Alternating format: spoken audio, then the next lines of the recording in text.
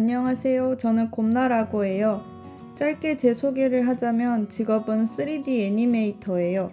지금 8년차가 되었어요. 한국에서 토이온이란 회사에서 디즈니 TV 시리즈인 소피아를 2년간 했었고요. 그 이후에는 키링 스튜디오에서 스푸키즈 프로젝트를 약 2년 4개월간 했어요. 그리고 현재 캐나다 몬트리올에 살고 있고 캐나다에 온 지는 이제 2년이 갓 되었어요. 여기서도 애니메이터로 취직하였고 넬바나 픽서문도 회사를 거쳐서 지금은 세 번째 회사인 시네사이트에서 일하고 있어요.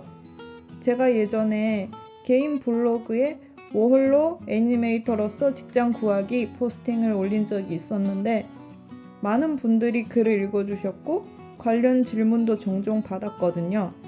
한국 경력도 인정을 받는지, 영어는 어느 정도 해야 하는지, 신입도 뽑히는지, 캐나다 대학교를 꼭 가야 하는지 등 공통적으로 물어보신 것들이 있었는데요. 오늘은 이 답변들을 영상으로 만들어 볼까 해요. 한국과 마찬가지로 애니메이터로 직장을 구하려면 먼저 좋은 데모릴과 이력서가 있어야 해요. 가장 중요한 게 데모릴이에요. 다만 여기서는 주니어를 잘 뽑지 않고 최소 2년 이상의 경력을 요구하더라고요. 그래서 대학교를 갓 졸업하고 캐나다에 오기보다는 한국에서 경력을 쌓고 매력적인 데모리를 만들어서 오시기를 추천드려요. 그리고 대부분의 회사에서는 비자를 내주기 되게 귀찮아해요. 그래서 워홀 비자가 있으면 엄청 좋아하고 잘 뽑힙니다. 영어는 어느 정도 해야 하는지도 많이 물어보시더라고요. 인터뷰를 볼 때 의사소통이 되는 정도면 충분한 것 같아요. 예상 질문지를 만들어서 연습하면 별 문제 없을 거예요. 그래도 주어 동사를 넣어서 문장을 만들 수는 있어야 할 것 같아요. 저 같은 경우에는 대학생 때 토익 공부를 했었고 시간이 날 때 영어 회화 학원을 다니곤 했었는데 그게 도움이 많이 되었던 것 같아요. 그래도 매일매일 회사에서 현타가 오긴 합니다. 영어가 가장 큰 골칫덩어리예요. 그리고 제가 인터뷰를 볼 때 잘 못 알아듣고 그냥 눈치껏 대답한 적이 있었는데 그게 큰 문제가 되진 않더라고요. 여기 사람들도 제가 외국인이라는 걸 알고 있기 때문에 엄청 영어를 잘할 거라고는 기대하지 않는 것 같아요. 그래서 그냥 웃으면서 자신감 있게만 말하면 인터뷰에는 큰 무리가 없을 거라고 생각해요. 제가 캐나다에 와서 지금까지 총 3군데에서 인터뷰를 봤어요. 어떤 스타일의 애니메이션을 좋아하는지, 좋아하는 애니메이션이 뭔지, 작업 과정은 어떻게 되는지, 한국에 있었을 때 맨데이가 어땠는지 등을 물어보더라고요. 인터뷰 내용은 한국 회사나 외국 회사나 다들 비슷비슷한 것 같아요. 제가 인터뷰 본 날 브이로그 영상이 있는데 거기에 질문 받은 것도 정리해 놓았거든요. 궁금하시면 위에 느낌표를 클릭하시면 됩니다. 제가 캐나다에 와서 받는 연봉이 한국에서 받았던 것보다 약 2배 정도 많은데요. 아주 좋아할 일은 아니더라고요. 바로 엄청난 세금과 월세 때문이에요. 현재 몬트리올 회사에서는 제 월급의 25%를 세금, 연금, 실업급여 등의 명목으로 빠지고 있어요. 게다가 월세도 한국보다 엄청나게 많이 비싸요.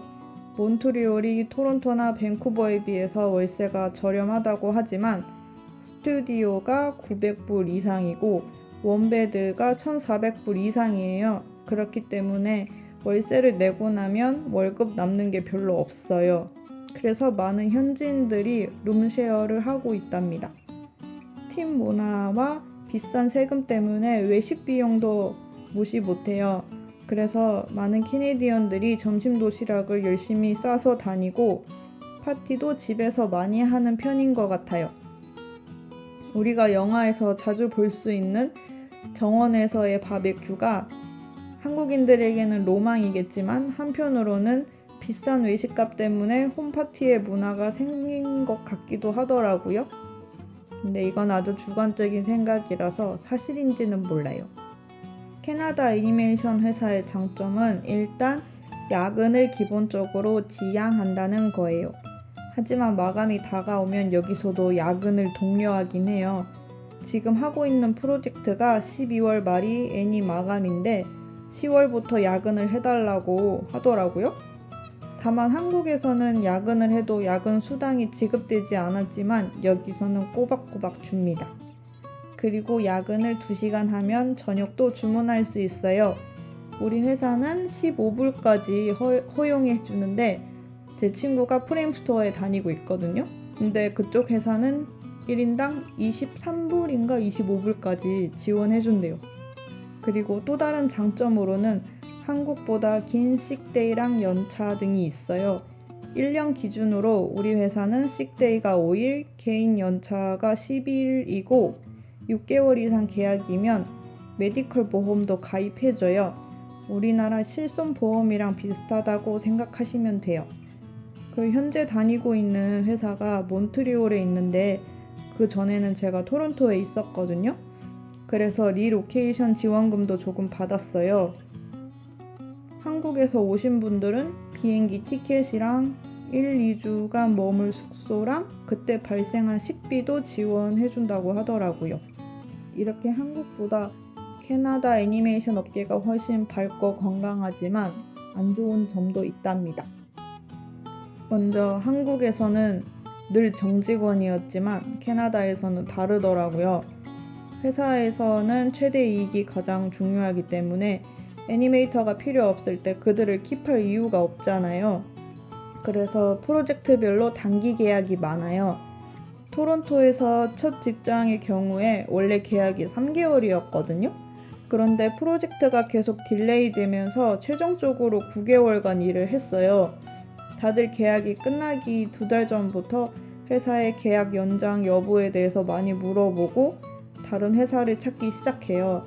여러 프로젝트를 해볼 수 있는 장점이 있긴 하지만 불안정하기 때문에 결국 한 곳에 정착하길 원하는 사람들을 많이 볼 수 있었어요.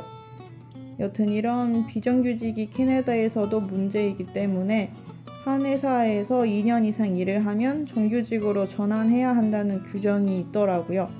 이건 한국도 마찬가지죠. 캐나다에서 취직을 하려면 컬리지를 졸업해야 하냐고도 질문을 주셨는데요. 캐나다에서 애니메이터로 취직을 위한 필수 조건은 아니에요. 다만 나중에 영주권을 딸 생각이 있으시다면 가산점을 받을 때 좋긴 해요. 한국에서 관련 학과를 나오셨다면 컬리지에 가는 것보다는 차라리 한국에서 경력을 쌓고 좋은 대물이를 만드는 데 시간을 더 투자하라고 말씀드리고 싶어요. 제가 캐나다에 처음 왔을 때는 토론토로 입국을 했었는데요. 올해 8월에 몬트리올로 이사를 왔어요. 그 이유는 바로 비자 때문이에요.